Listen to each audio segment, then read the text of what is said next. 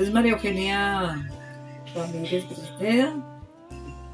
Soy feminista, activista, defensora de los derechos de las mujeres por más de 50 años. Esa es como parte de mi lucha. Soy maestra y licenciada en Ciencias Sociales.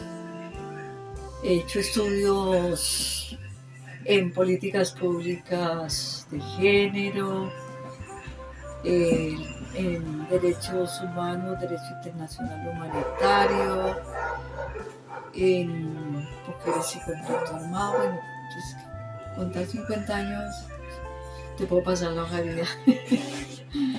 Pero bueno, de formación académica, maestra. O sea, prefiero que me llame maestra, pues. Directora ejecutiva de ILSA. Yo llevo 25 años, más de 25 años en ILSA. Y estos últimos ya 4 años en la dirección ejecutiva. Difícil, porque las mujeres, cuando tenemos estos cargos en organizaciones mixtas, pues no resulta fácil, ¿no? Hacemos parte del fondo ya hace muchísimos años. Es que yo la fecha exacta no me acuerdo, pero son más de 20 años.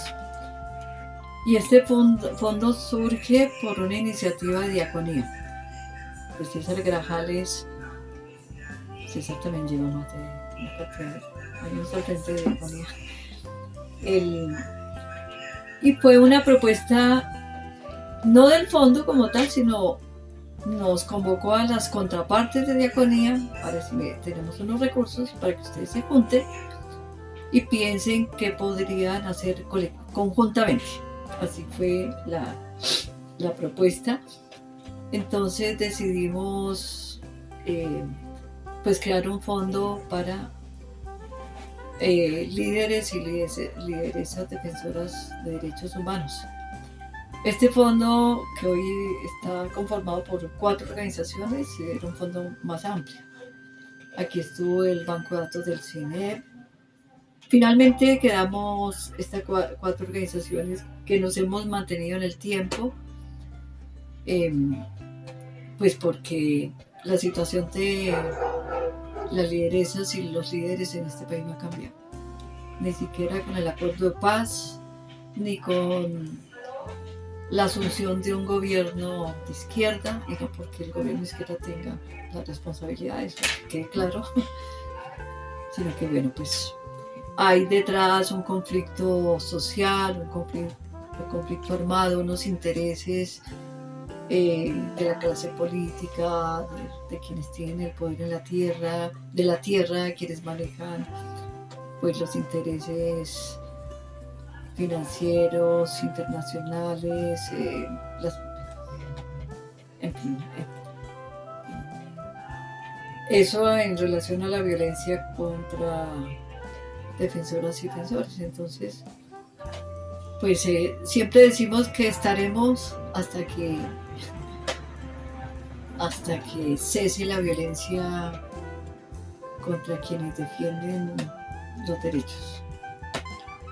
Y no sé cuándo va a ser, no sé si yo me muera todavía sentada aquí, todavía recibiendo denuncias, escuchando a las víctimas, aún a las violencias que vive este país, porque también está la violencia hacia las mujeres, la violencia hacia las comunidades LGTBQ+, la violencia, los feminicidios. ILSA le ha puesto desde la responsabilidad que tengo yo, le ha puesto un énfasis a la atención para las mujeres víctimas, para las mujeres defensoras. Eso que no quiere decir que atendamos las violencias contra colectivos, pero en particular pues desde esta apuesta, yo diría, política, activista, y desde la dirección de ILSA, pues y desde el trabajo de ILSA, yo en estos más de 25 años en ILSA me he dedicado a relacionarme con las mujeres. ¿Sí? Entonces, pues, donde voy, puedo hablar de otras cosas que hace que ILSA hace, que son muy importantes, con el campesinado, que hace con las víctimas de reparación, las sujetas de reparación colectiva, pero yo me centro en las mujeres. Y por eso, en el fondo, pues, también lo puse como parte de nuestros aportes para tener una lectura de lo que ha pasado con las mujeres defensoras. Muchas mujeres, pero además en los territorios, campesinas, indígenas, mujeres afro, que han sido invisibilizadas frente a su aporte. Pero cuando empiezan a poner la cara más de frente, pues sufren agresiones, y no solamente son las amenazas, ¿no? Va acompañada de violencia sexual, de tortura, de violencias que las afectan por el hecho de ser mujeres, por atreverse a salir y pelearse la tierra, pelearse el agua, porque para las mujeres también todas estas realidades, estos problemas tienen afectaciones para la vida de las mujeres. Cuando se acaba el agua, las mujeres tienen que cargar el agua porque son las que cocinan, son las que lavan, son las que dan de comer en esta economía del cuidado. Entonces, bueno, eso para decirte que en ese proceso pues hemos aportado también reflexiones, pues una atención y cuidado para las mujeres que defienden el territorio, que defienden sus procesos organizativos. Pero esto en un diálogo muy interesante, pues porque todas, pues estas 4 organizaciones nos hemos enriquecido, por ejemplo, con el CAPS. Es una experiencia de autocuidado, de sanación, que necesitamos y necesitan las mujeres que han sido víctimas de violencia por su activismo o violencia por el hecho de ser mujeres. Pero ese es un proceso también, a mi modo de ver, hermoso, porque no solamente tenemos que pensar en la justicia, sino sanar el cuerpo, porque las violencias pasan por nuestros cuerpos. Entonces, cuando se hacen estos ejercicios, cuando se escuchan a las mujeres, cuando te echan las gotitas de aceite, eso es sanador. O cuando, por ejemplo, con el aporte que hace Humanidad Vigente, yo creo que es como si metiéramos en una olla, hacemos de eso, mezclamos como en una pócima todos los saberes, desde donde tenemos que pensar en una defensa integral para quienes defienden la vida. No es ni mucho menos nuestro trabajo un trabajo que reemplace al Estado. Es decir, nosotros en eso también lo tenemos claro. Cuando ayudamos es decir, cuando minimizamos los riesgos para las defensoras, los defensores, diciéndoles, oiga, bueno, aquí vamos, ustedes piden traslado a otro lado, es minimizar los riesgos, pero también tenemos conciencia que esto es una labor y es una obligación de parte de la institucionalidad, que no funciona y que tenemos que hacerla las organizaciones de la sociedad civil, pero bueno, es como parte de ese compromiso, y ahí nos mantenemos, siempre estamos ajustando, siempre. Hoy tenemos un equipo grande, antes éramos las 4 y nos reuníamos con inicialmente solas, después con una secretaría técnica. Pues hoy tenemos un equipo de trabajo al que también le exigimos muchas cosas, y tú lo sabes, para precisar, para enviar. Pero así es que se construye este proceso, se ha ido construyendo. Hay que tener entornos amigables con las mujeres. Estoy pensando en las mujeres porque finalmente se responsabiliza a las mujeres de lo que les pasa. Pues es que usted, en lugar de estar en la casa porque está, cocinando, lavando y planchando, porque está ya peleándose ese pedazo de tierra o que les pongan el agua o que...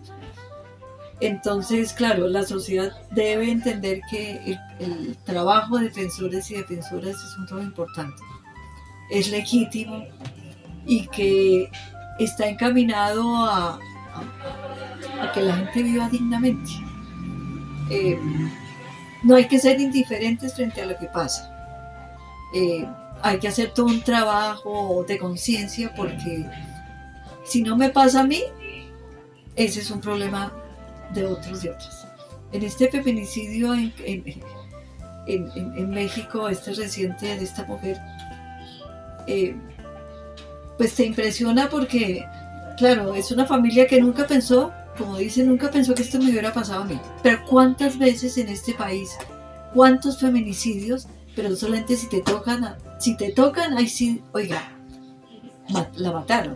Entonces yo creo que la sociedad debería estar mucho más comprometida y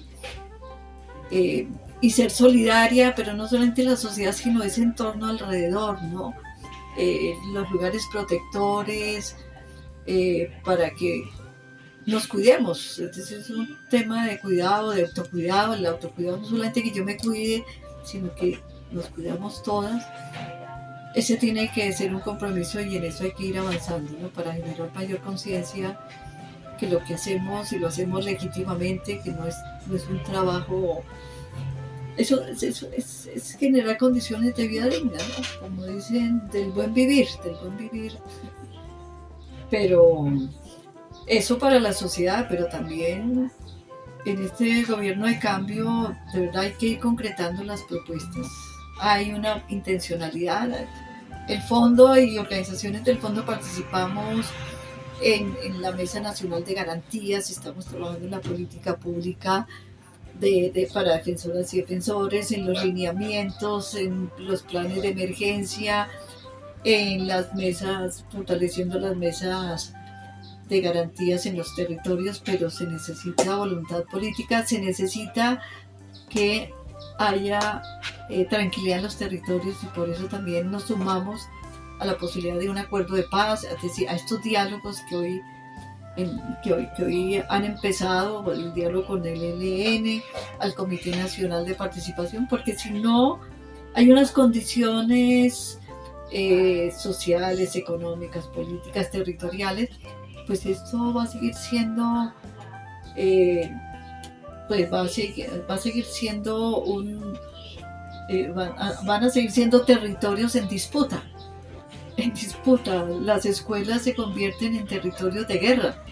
En fin, entonces creo que hay como muchas cosas que hay que, como se dice, que los astros confluyan pero la voluntad política tiene que ser de muchos actores, ¿no?